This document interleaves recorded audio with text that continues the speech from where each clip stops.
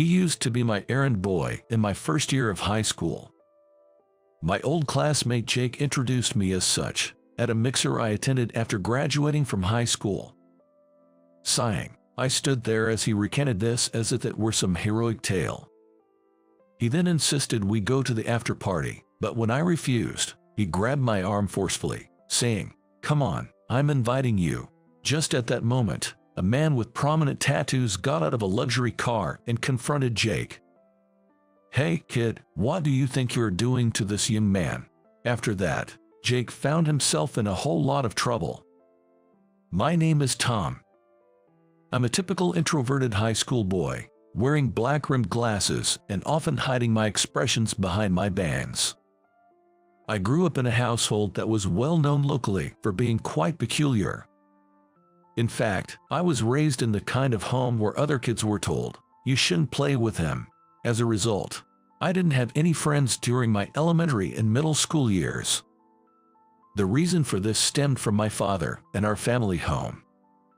During elementary school, I happened upon a local soccer club practice and was watching it when the coach invited me to join, asking, "Would you like to play with us?" But as I was about to start practicing, someone said, "Coach, you can't let him play." "That's right. We shouldn't hang out with Tom. My mom said so." I was told not to get involved with him. Others chimed in. To make matters worse, I overheard a parent watching the training say, "If he joins, I'll move my child to another team. It's better to be safe before anything happens." Essentially, I was the neighborhood outcast. Because of all this, I hated my father. We hardly speak now. During middle school, just walking down the hallway would make my classmates nervous, and this led to a lonely and unenjoyable school life. That's why, when it came time for high school, I deliberately chose a school far away.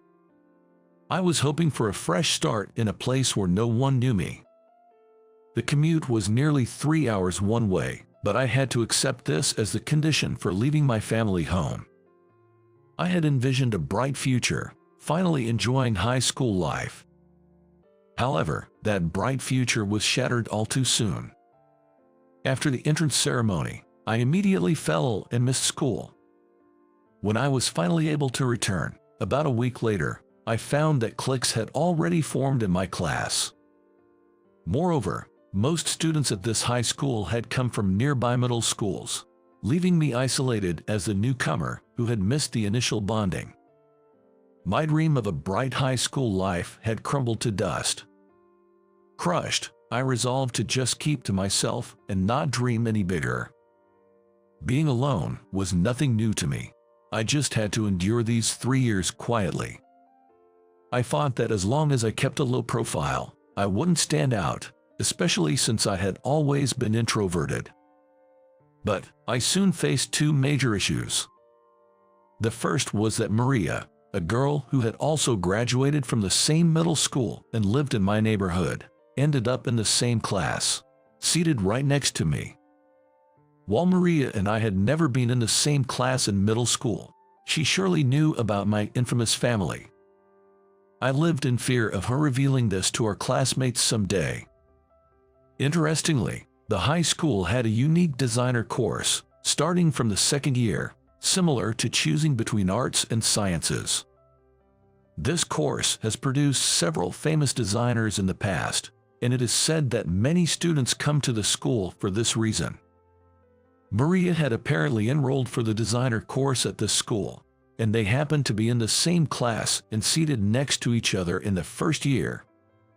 After the entrance ceremony and class introductions, I nervously spoke to Maria, who was sitting beside me. "Maria, Tom, we went to the same middle school, right?" she said with a smile, looking lovely. But it was clear she knew we had shared the same school. You probably know about my family, but here, could you?" "Oh, of course, I won't say a word," she interrupted. "What?" I was taken aback by Maria's nonchalant response. Maria said reassuringly, "There's no need to tell anyone. Don't worry, I can keep a secret." She nodded confidently. Since then, Maria had been kind to me. We weren't exactly close, but we did chat occasionally. By the way, Maria was boarding near the high school. To be honest, this made me a bit envious. And then there was another problem. That was, "Hey Tom, go buy me a soda," demanded my classmate, Jake. Jake was quite the charmer, good-looking, academically gifted, and athletic. He was top of the social ladder in our class and even in our grade. I found myself running errands for him. I didn't know why, but one day he just started ordering me around. Thinking it was just a one-time thing, I complied, but that only encouraged him. He kept making these demands, and when I finally refused, he punched me in the stomach, saying, "You better listen to me." I was more shocked than hurt, as anyone who knew my family background would never dare treat me that way. "Just go and buy it," he insisted. I decided it was easier to just go along with it to avoid further trouble. Honestly, being an errand boy wasn't a big deal for me. I didn't want to stand out. I thought, if I stand out, people might find out about my family. But the problem is that I'm still slightly annoyed at being used as an errand boy. However, both of these problems were resolved by the end of my first year. In our second year, I chose the art stream. Maria went for the designer course, and Jake chose science, so we weren't in the same class anymore. Maria never revealed my family's background, and I kept to myself in the art stream, graduating from high school without much interaction with others. I didn't want to take over my family's business and was keen on leaving home, so I decided to get a job right after high school. I loved reading. I also had interest in the publishing and printing industry, so I joined a printing company. I moved out as soon as I graduated from high school and have been living alone ever since. 5 years after graduating, I was still working at the same printing company. One day, my co-worker Zach suddenly asked, "Tom, can you go to a mixer in my place?" "Excuse me." I let out an unusual voice and was surprised by my own reaction. "Actually, there's a mixer this weekend, but my girlfriend found out, and now I can go." "Zach, going to a mixer when you have a girlfriend is not cool," I remarked. It was just a moment of weakness. I heard the ladies that are coming have great jobs and seem to be successful, and I kind of wanted to get to know them, he explained. "Is that so?" I was amazed at his mindset despite having a girlfriend. Well, I've never had a girlfriend, so I couldn't relate to his feelings. Then Zach glanced at me and pleaded, "Please, go in my place." "No way, that's impossible." This party was actually arranged for one of the guys because he wanted to meet a certain lady there. So I was just going to be there to make up the numbers. "All you have to do is just show up, please." Dak and I were about the same age, so it seemed like his request included that factor too. Despite my refusals, Zach was persistent. Eventually, I gave in and agreed to go to the mixer as a filler. The party was, oddly enough, at a restaurant in my hometown. I wondered why it had to be there, but having agreed to it, I felt a strange sense of obligation to attend. Then I remembered a recent message from my mom, saying she wasn't feeling well and asking me to visit home. I still disliked my family home, so I rarely went back since I started living alone.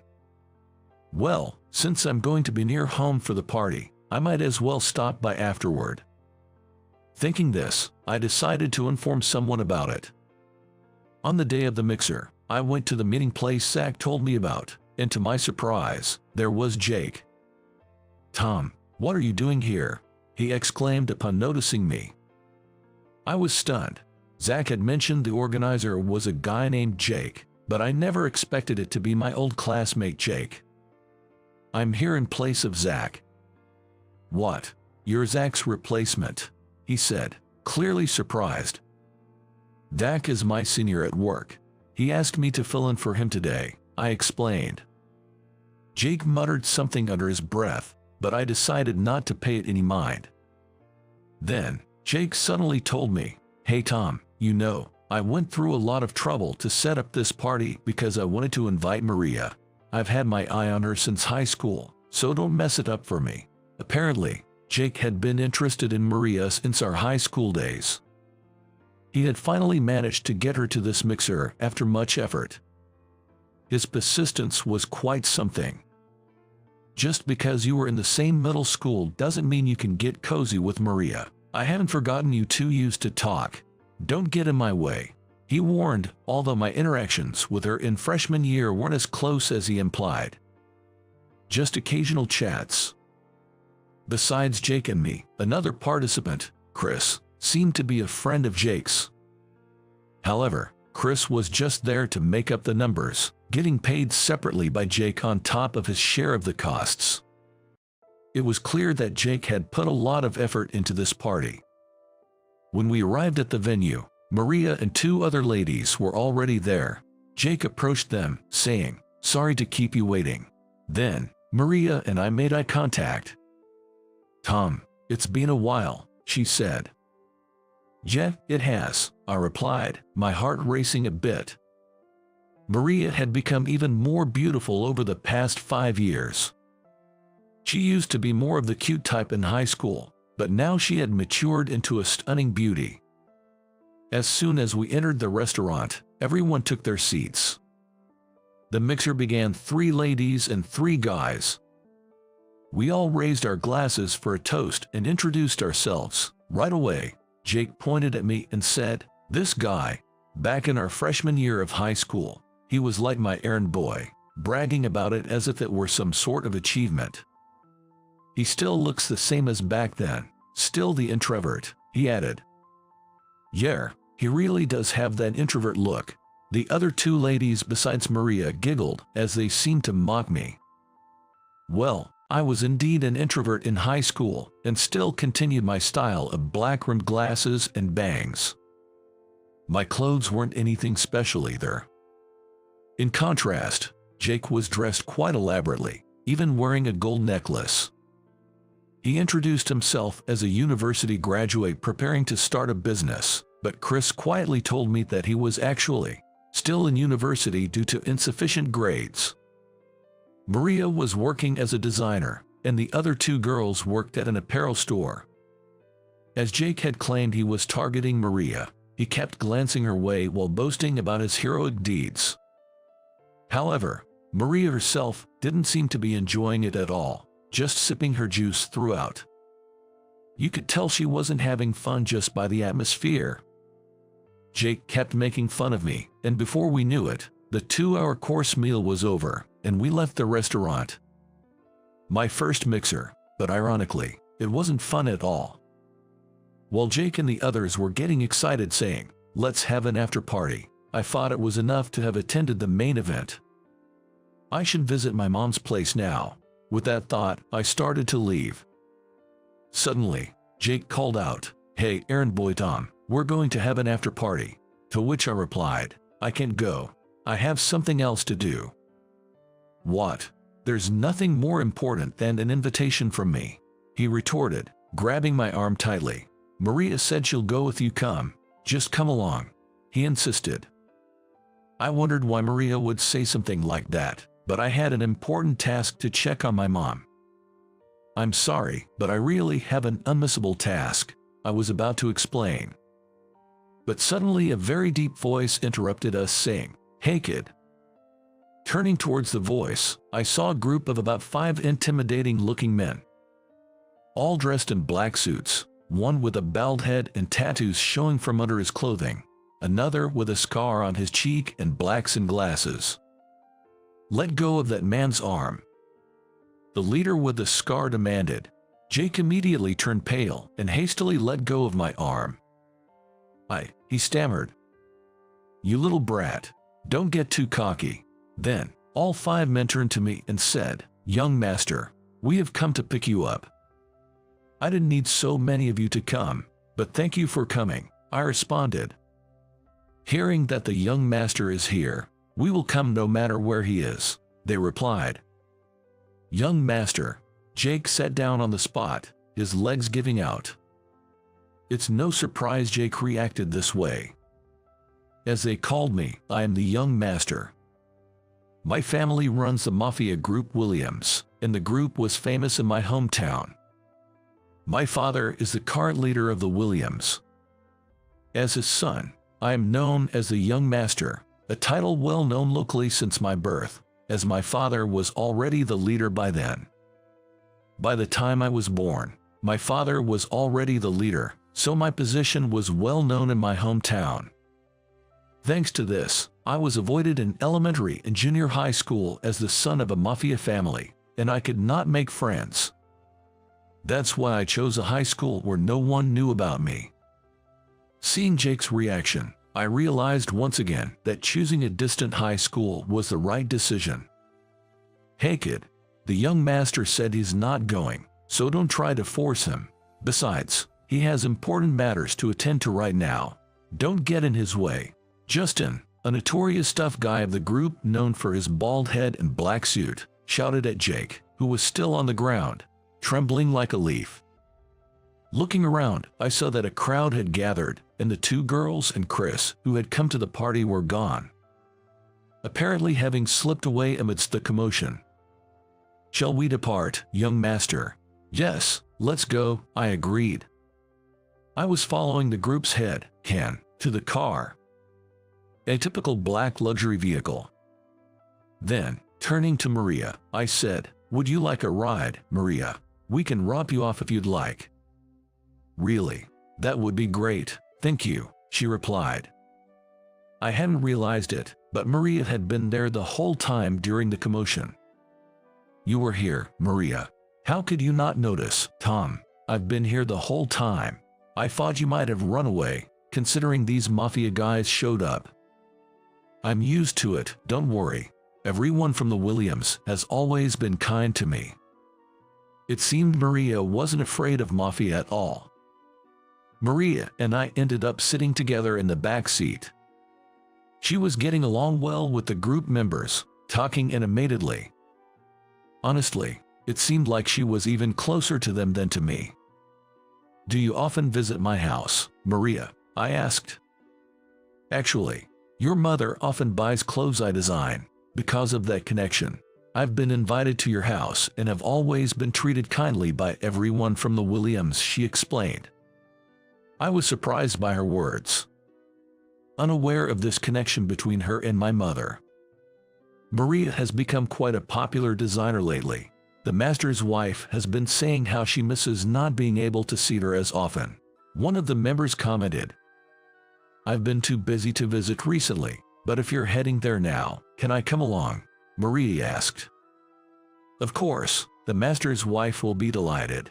From this conversation, it was clear that Maria had a very good relationship with everyone from the Williams. Maria and I ended up heading to my family home together. "Sorry for not knowing, but you're quite famous, aren't you, Maria?" "Well, it's normal for guys not to know. I've only started to get more recognition recently. Tom, have you heard of the girl group called Ice Girls?" "Of course, I know them. They're really popular right now. My company has printed some of their photo books." Ice Girls is arguably the most popular female band in the country. I think everyone young knows about them. All the members are, of course, cute, so their photo books are guaranteed to be a huge hit. They even release a group photo book annually. Actually, my company has been printing their photo books, which has significantly contributed to our sales, and I've been quietly supporting them. The clothes the members wear in those photo books, I designed them, Maria revealed. What? I was astonished. Maria just smiled. I also designed their uniforms, and I recently started my own brand called Remake. I've even been selected to showcase my designs at next year's Paris collection. Of course, it will all be my designs, she added. That's amazing. I was genuinely impressed. It felt like a story from a book, creating her own brand and going to the Paris collection. Maria, you're really making your dreams come true. That's incredible. I'm just doing what I want to do, she said modestly. Doing what you want to do. You chose your current job too, right, Tom? Because you like books, you joined a printing company. Yeah, that's right. I went into printing because I love books. So you were doing what you want to do, because if you hadn't, you would be in line to be the next head of the Williams, wouldn't you? Maria was right. I would be the next head of the Williams. But I'm not that strong in fights, and I didn't want to be the next master, so I'm doing the job I'm doing now. For some reason, Maria complimented me on that as well, saying, I think it's cool that you have a path for the future, and you're going your own way instead of choosing the one prepared. And sticking to your introverted style even at work, that's impressive, she said with a laugh. I blurted out, how do you know that? Indeed, I had maintained the same style since high school. I haven't seen Maria in about 5 years, so how does she know I work in this form? Actually, I visited your printing company a while ago to say thanks, Maria said. Really? I was surprised. I always appreciate the work your company does, so I thought I'd drop by. Print quality really varies between companies, and I think yours does the best job, she explained. I guess so, I replied, a bit overwhelmed. When I was there, I saw you working hard. Seeing you so dedicated was really cool, she added. My face turned red instantly. I wasn't used to such straightforward compliments. Young master, your face is all red. That's great. It's like something out of a youth drama. Maria, why don't you date the young master? If Maria became your girlfriend, even the master and his wife would be happy. The others teased, so I decided I'd have to talk to those guys later. It turned out my mom's poor health was just indigestion from overeating, so I left home soon after. Months later, Maria and I exchanged contact information and kept in touch. Then she confessed, I like you for being true to myself. By that time, I was deeply attracted to Maria, who was always enthusiastic and positive, even in the face of failure. After her confession, we officially started dating. Maria was usually all smiles, but one day she looked upset. What's wrong? I asked. Well, I've been getting persistent messages from Jake, she confessed. When I asked her for more details, she said that ever since that mixer, she had been receiving daily messages saying, I'm falling for you, I want you to go out with me, and so on. This seemed to continue even after she told him I like someone else. However, he never gives up and sends her text messages, saying I can definitely make you happier than any other guy. He also calls sometimes and says the same things over the phone, so she has been ignoring everything lately. I wonder how long this will go on, said Maria with a disgusted look on her face.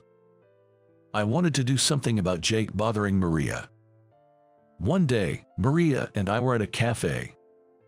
I stepped away to use the restroom.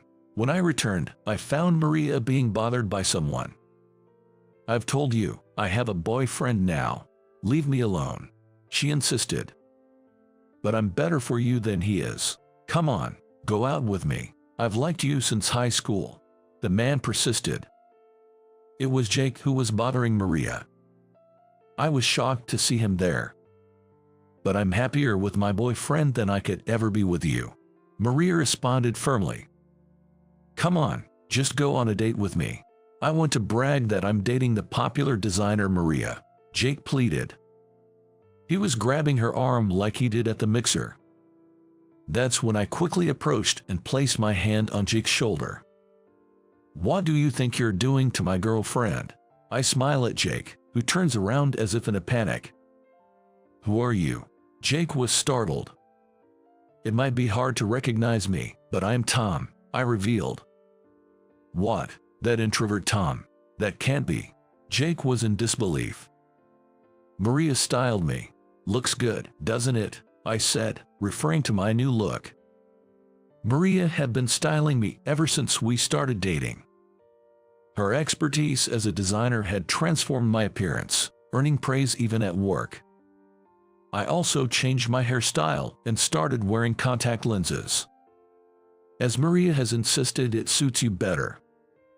Lately, I'd even been scouted by talent agencies while walking down the street. "Just so you know, Maria and I are dating. If you keep bothering her, I might have to call my family again," I warned him. Remembering the previous incident, Jake turned pale and ran off, shouting, "No, I don't want any of that. Tom, thank you, you were so cool," Maria exclaimed. "Well, I did rely on my family in the end," I admitted. "It's enough. I don't think he'll bother me anymore." I laughed at the sight of Maria's happy and excited appearance. After that, Jake, perhaps out of frustration or spite, got involved with several women. This included a married woman, which led to a complicated mess. He faced an enormous amount of alimony and, in a desperate attempt to pay it off, borrowed money from loan sharks, only to be burdened with astronomical interest. He was forced to drop out of university and now works tirelessly from dawn to dusk, as Maria learned through the grapevine. Apparently, he had been using others as errand boys in university too, but when he needed help, no one was willing to lend a hand. Maria and I continued our relationship and are planning to get married next month. After seeing Maria bothered by Jake, I became determined to protect her. Kent took over as the leader of the Williams, and I am still working at the printing company. My parents wanted me to take over, but I said, "I don't want to take over. I will decide how to live my life by myself." They said, "That's fine, if that's what you want." Maria supported my decision, saying, "You should do what you want to do." I know that a predetermined future might seem easier, but it could lead to regret later. Rather than living with regret, I believe it's better to follow your own path, even if it goes against what others expect. After all, it's up to me to decide my life.